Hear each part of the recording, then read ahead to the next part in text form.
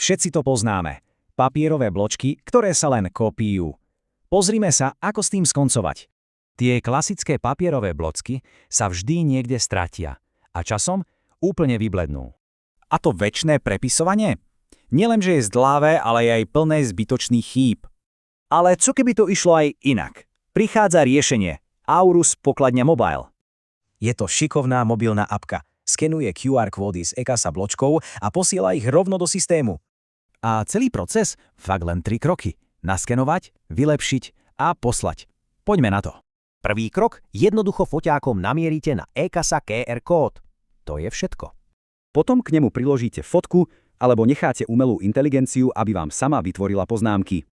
A nakoniec, jedno kliknutie a digitálny bloček letí priamo do modulu pokladňa. Jednoduché však. A kto to môže používať? No, či už pokladník alebo zamestnanec, začať je naozaj hračka. Dobre, dáta sú odoslané z mobilu. Čo sa s nimi deje potom? Objavia sa takmer okamžite v systéme Aurus Ekonomika a sú rovno pripravené na spracovanie. Veci ako IČO firmy či DPH sa automaticky zapíšu presne tam, kam patria.